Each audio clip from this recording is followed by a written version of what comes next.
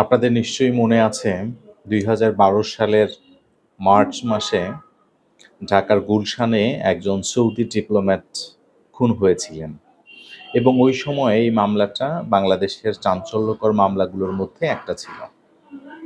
ওই মামলাটাই আজকে যখন পড়ছিলাম তখন আমার মনের মধ্যে একটা মারাত্মক রকমের প্রশ্নের উদয় হলো। সেই প্রশ্নটা নিয়েই আজকে আলোচনা করব। সেই আলোচনা করার আগে মামলার প্রেক্ষাপটটা একটু আপনাদের সাথে শেয়ার করি। প্রেক্ষাপট হচ্ছে ২০১২ সালের মার্চ মাসের ৬ তারিখে সৌদি ডিপ্লোম্যাট যিনি ছিলেন মোহাম্মদ খালাফ, উনি রাত্রিবেলায় মধ্যরাতের সময় জগিং করার জন্যে গুলশান এরিয়ায় বের হন এবং ওইখানে তিনি গুলিবিদ্ধ হন। রাত ১টা ১৫-র দিকে ওইখানকার টহলরত যারা পুলিশ অফিসার ছিলেন তারা তাকে উদ্ধার করে এবং ইউনাইটেড হসপিটালে ভর্তি করে এবং একই তারিখে ৫টা ১৫-র দিকে তিনি মৃত্যুবরণ করেন। এই মৃত্যুবরণ করার পরবর্তীতে সংশ্লিষ্ট থানায় একটি হত্যা মামলা দায়ের হয় ৩০২/৩৪ ধারায় এবং পরবর্তীতে পুলিশ এটা নিয়ে ইনভেস্টিগেশন করে। ইনভেস্টিগেশন করার পরে পুলিশ অফিসার যিনি ছিলেন তদন্তকারী কর্মকর্তা, উনি ৫ জন আসামিকে অভিযুক্ত করে দণ্ডবিধির ৩৯৬ ধারায় চার্জশিট প্রদান করেন। ৫ জন আসামির মধ্যে ছিলেন হচ্ছে আ সাইফুল ইসলাম মামুন, আরেকজন ছিলেন আলামিন, আরেকজন ছিলেন আকবর আলী লালু ওরফে রনি, আরেকজন ছিলেন রফিকুল ইসলাম এবং আরেকজন ছিলেন হচ্ছে সেলিম চৌধুরী। তো সেলিম চৌধুরী পলাতক ছিলেন, বাকি ৪ জনকে পুলিশ বিভিন্ন মামলায় সম্ভবত তারা গ্রেপ্তার ছিল। তাদেরকে শোন অ্যারেস্ট দেখিয়ে বা গ্রেপ্তার করে যেভাবেই হোক তাদের কাস্টাডিতে নেয়।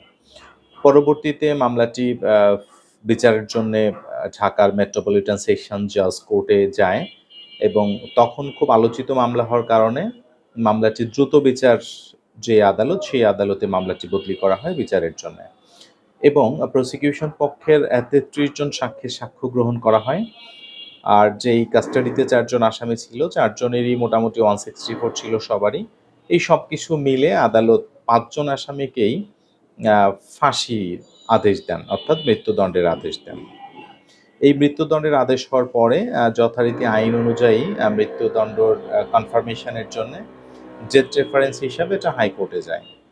হাইকোর্টে যাওয়ার পরে মহামান্য হাইকোর্ট ডিভিশনের যেই বেঞ্চ, সেই বেঞ্চ দীর্ঘ শুনানি শেষে যে সেলিম চৌধুরী তাকে এই মামলা থেকে খালাস প্রদান করে এবং আলামিন, রফিকুল ইসলাম এবং আকবর আলী লালু ওরফে রনি, এই ৩ জনকে যাবজ্জীবন কারাদণ্ড প্রদান করে এবং শুধুমাত্র সাইফুল ইসলাম মামুনকে তার মৃত্যুদণ্ডটা বহাল রাখে।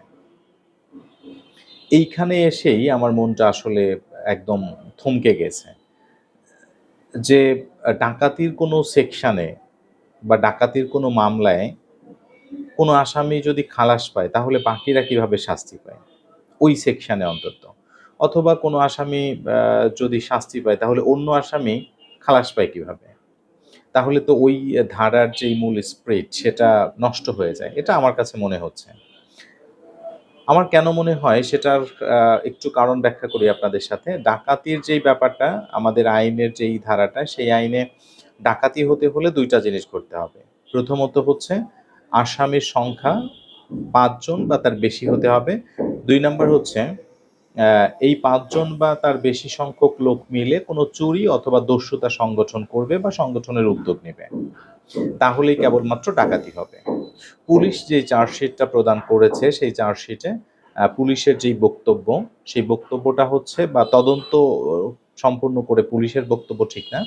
তদন্ত সম্পূর্ণ করে পুলিশ যেই তথ্যটা পেয়েছে সেটা হচ্ছে আ ওই তারিখে অর্থাৎ ৬ মার্চ ২০১২ সালের ওই সময়ে রাত ১টার সময় এই ৫ জন আসামি ওই এলাকায় ডাকাতি করার জন্য যায় এবং তারা ওই মোহাম্মদ খালাফকে একা পেয়ে আক্রমণ করে কিন্তু তার কাছে মূল্যবান কোনো কিছু না পেয়ে তাকে গুলি করে। যেই গুলি করার কারণে গুলিবিদ্ধ হয়ে মোহাম্মদ খালাফ মারা যান।